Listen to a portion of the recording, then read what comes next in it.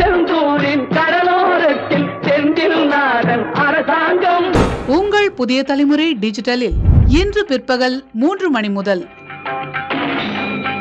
திருச்செந்தூர் முருகன் கோவிலில் கந்தசஷ்டி திருவிழாவின் சிகர நிகழ்வான சூரசம்ஹாரம் இன்று மாலை நடைபெற உள்ளது. இதை முன்னிட்டு நேற்றை பல்வேறு மாநிலங்களிலும் வெளிநாடுகளிலிருந்தும் லட்சக்கணக்கான பக்தர்கள் திருச்செந்தூருக்கு வந்து குவிந்துள்ளனர். மாலை 4:30 மணிக்கு நடைபெறவுள்ள சூரசம்ஹாரத்தை காண்பதற்காக கோவில் வளாகம் மற்றும் கடற்கரை மக்கள் வெள்ளத்தால் நிரம்பியுள்ளது. 6 நாட்கள் கடும் விரதமிருந்து முருகனை தரிசிக்க வரும் பக்தர்கள் குழந்தை, திருமணம், தொழில் உள்ளிட்ட வேண்டுதல்களுடன் பிரார்த்தனை செய்கின்றனர். மாவட்ட நிர்வாகம் சார்பில் குடிநீர், மருத்துவம், பாதுகாப்பு உள்ளிட்ட அனைத்து ஏற்பாடுகளும் செய்யப்பட்டுள்ளன. 4000 காவலர்கள் பணியில் ஈடுபடுத்தப்பட்டு 250 சிசிடிவி கேமரா, 2 ட்ரோன்கள் பொருத்தப்பட்டுள்ளன. மருத்துவ உதவிக்காக 20 மருத்துவர்கள், 50 செவிலியர்கள், 14 ஆம்புலன்ஸ் தயார் நிலையில் உள்ளன.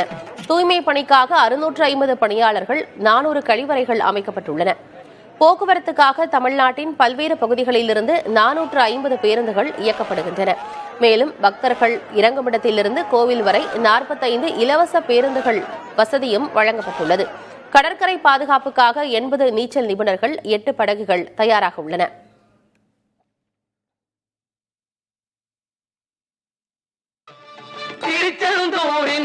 திருச்செந்தூர் சூரசம்ஹாரம் தொடர்பான சிறப்பு செய்திகள் இன்று காலை முதலே புதிய தலைமுறையில் ஒளிபரப்பாகும். மாலை 4 மணி முதல் சூரசம்ஹார விழாவை தொடர் நேரலையில் காணலாம்.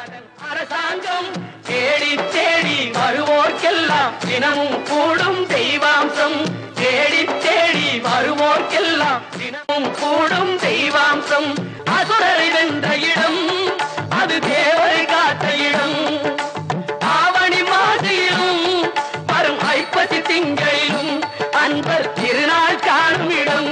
அன்பர் திருநாள் காணும் இடம். திருச்செந்தூரின் கடலோரத்தில் செந்தில் நாடன் அரசாங்கம். தேடி தேடி வருவோர்க்கெல்லாம் தினமும் கூடும் தெய்வம்.